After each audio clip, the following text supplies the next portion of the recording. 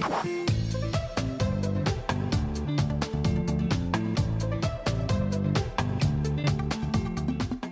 you want to share what is on your mind, what brought you here tonight? So I'm doing the 1 month, I'm following the 1 month schedule, and it's been 4 days.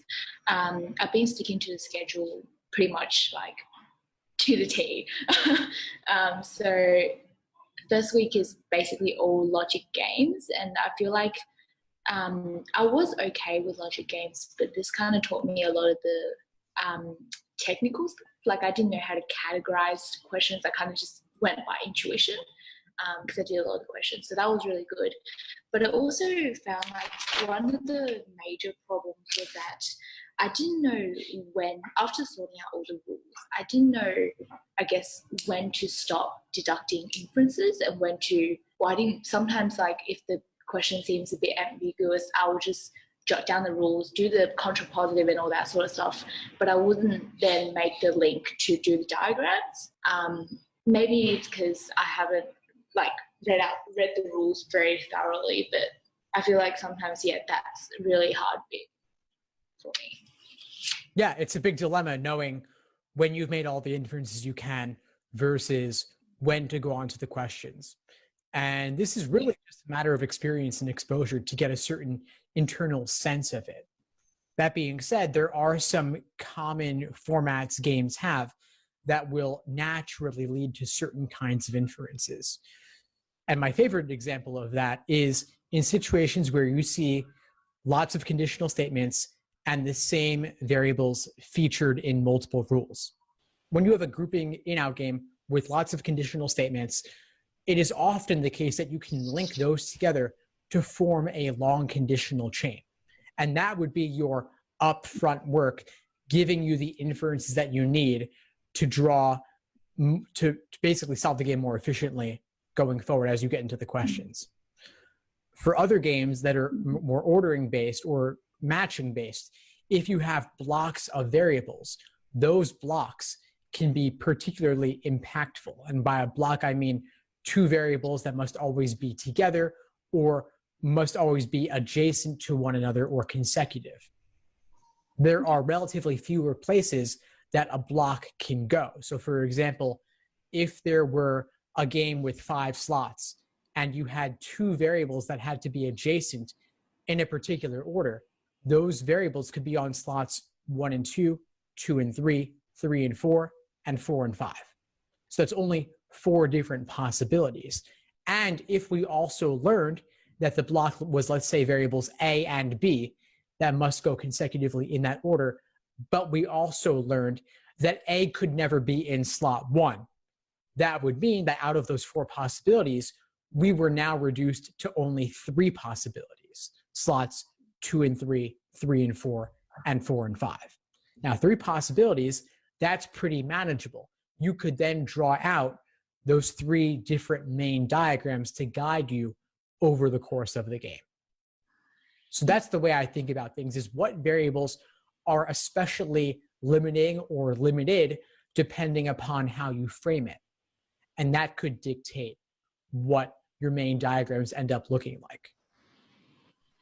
If you see the same variable featured in multiple rules, that's a suggestion that that variable could potentially help you to make some kind of inference.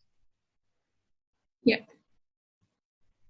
And this is something, like I said, once again, it comes through experience, through doing lots and lots of games. And games really is the most perfectible section on this exam. And if you did every game ever released, or even just the most recent half of games, and you did them multiple times, you would really start to see those patterns, and then they really couldn't throw anything totally new at you on test day. Okay. And because this week I've been just focusing on logic games, I've been quite worried about my logical reasoning and reading comprehension, just because logic games is my strongest area and my best scoring area most of the time. So I was wondering, should I do some logical reasoning or reading comprehension on the side in addition to the schedule, or do you think it's unnecessary? Yeah, I would do it on this side. I wouldn't ever focus solely on one section at the exclusion of the others. So if you've already done a bit of studying on all three, I wouldn't want you to get rusty on reasoning or reading comp. I would still cycle that in a little bit. So maybe I would do 60, if you want to focus on games, do 60% games, 20 on logical reasoning, and 20 on reading comprehension. Mm. And at this point in time, do you recommend doing it under time conditions? Because for me, I've been practicing the LSAT for a while. But this week I haven't been doing the logic games under time conditions, just sticking to the schedule itself. So I was wondering if you think it'll be more helpful for me to just do everything under time conditions, or because my LSAT, it is in a month. It's in a month. It's in January. Yeah, I'm taking my first one in January. I think I'll probably take the March one as well after that. Okay. Well, if you're thinking about January, I would do it timed. I would absolutely do timed practice at this point. Your test is about a month away, right? A little bit less maybe. So yeah, I would definitely do timed work and focus on the pacing and the endurance, because it's coming around the bend. I would do at least one timed exam per week between now and then, and along with detailed review of that exam. And then if you want to do some logic games drilling on the side, you could certainly do that. Okay.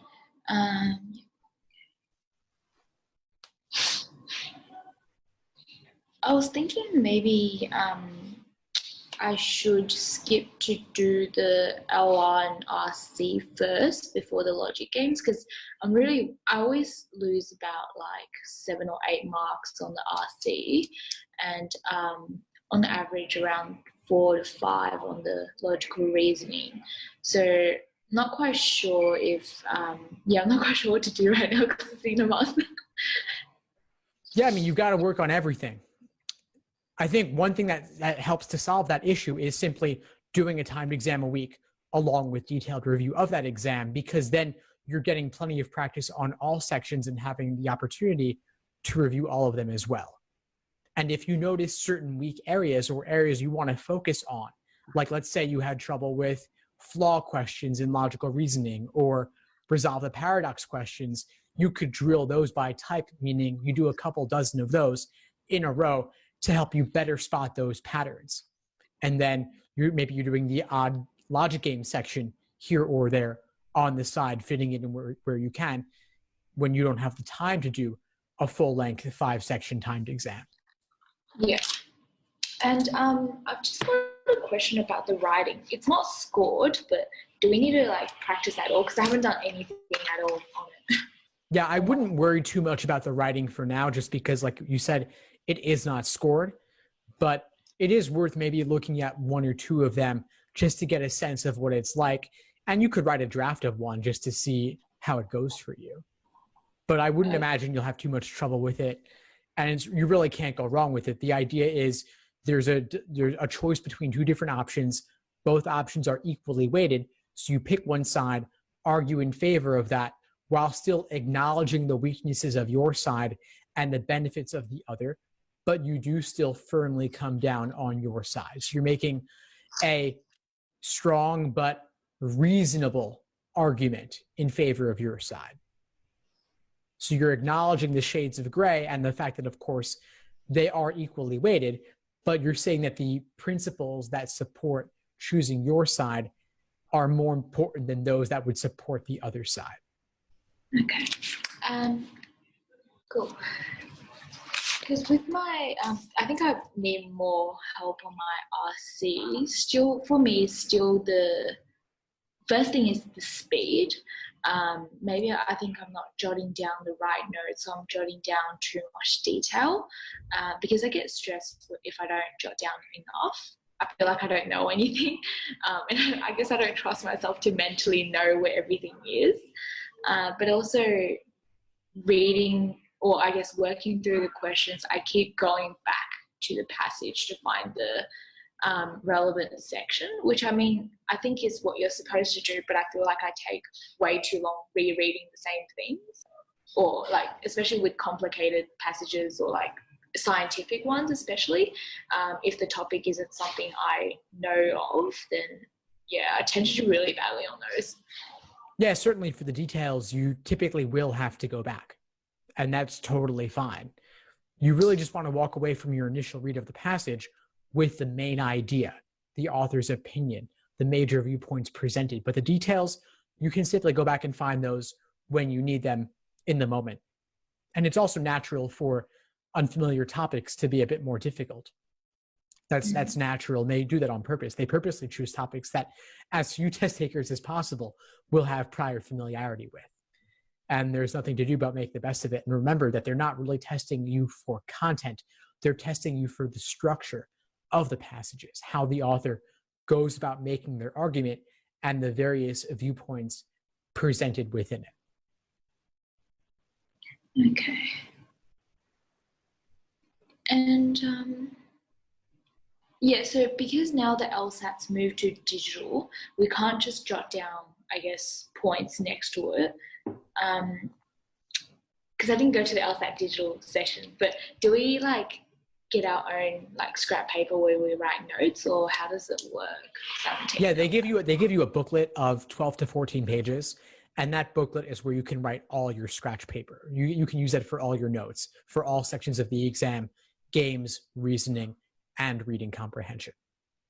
Yeah, because I found that that's what I've been doing when I was doing the prac exams. But I found that as I was writing the notes on my scrap paper, it doesn't, well, I guess it made it even harder to find the relevant section.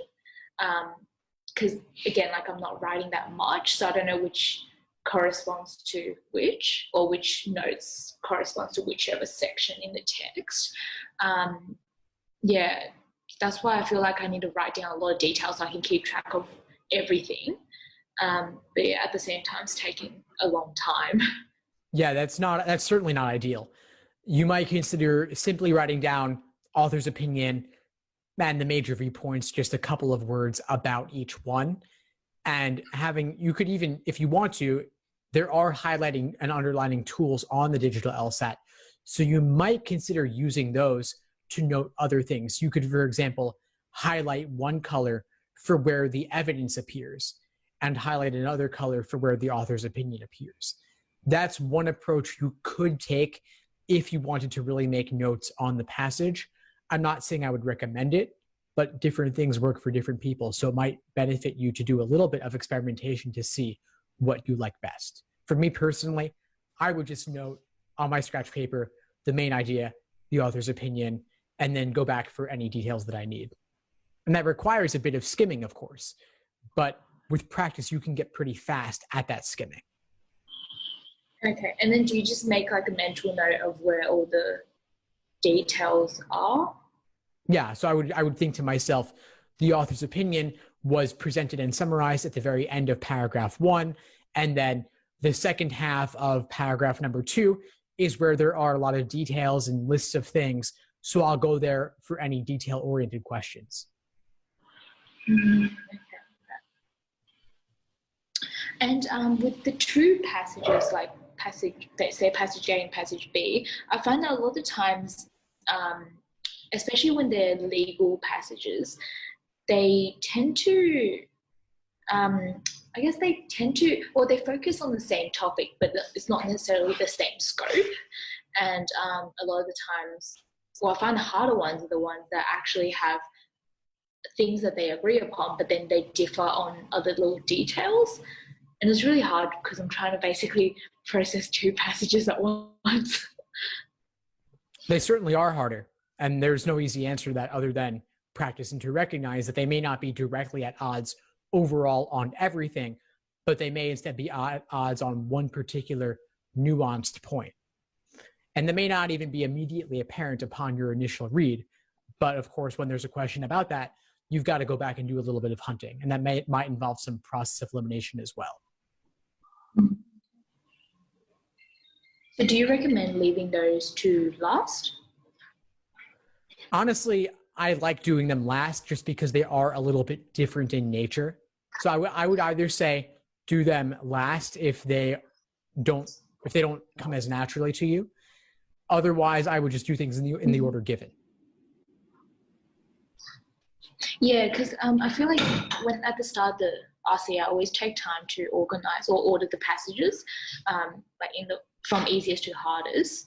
But I find that like sometimes an article that I think is easy is actually really hard. I end up doing like one of the hardest passages at the start, and I find that when that happens, my score actually drops a lot because it just takes up so much time, and I panic in the first passage as well. So I just like kind of unsure as to how to identify the order, I guess. I would just do things in the order given typically. It takes time to jump around, and it's actually a little bit harder to jump around on the digital LSAT than on the paper one because you can't flip pages quite as easily. You're clicking one question at a time. Mm-hmm. So I think the simplest thing is to just do things in the order given. But if you encounter something that's just too difficult to deal with in the moment, just skip it and come back to it later. Yeah. Okay. I think that's it from me in terms of questions. I haven't worked too much on LR and RC. I feel like I have more questions next week or in the next couple of weeks as I work on those two sections. Yeah. Of course. Well, please keep in touch as they come up. I'm happy to help. What would you, before we sign off, what would you say is the biggest insight you got from our call today? I think the biggest insight was actually the help with the RC because I always was so obsessed on like choosing the order because I felt like that really made a difference. But yeah, I would try like doing it in order and actually just doing things more in time conditions because I thought like I should stick to the schedule to the T, but I felt like when the LSAT's in like 1 month, I should still do the time conditions on the side, as well as the writing because I didn't know anything about the writing section at all. So yeah, it was good to, and I like there was no material on it or whatnot, not that I was aware of. So I think yeah, that was really helpful as well. So I don't need to spend time extra like researching about it. Awesome. Glad to hear it. Well, please keep in touch as you move forward. I'm happy to help as you move through the course and as you continue with your studying. Thank you, Steve. Thanks for tuning into the show. Please subscribe if you haven't done so already to be notified of new episodes as I release them. And feel free to reach out if you need anything at all as you move forward with your prep. I'm happy to help however I can. In the meantime, I wish you all the best and take care.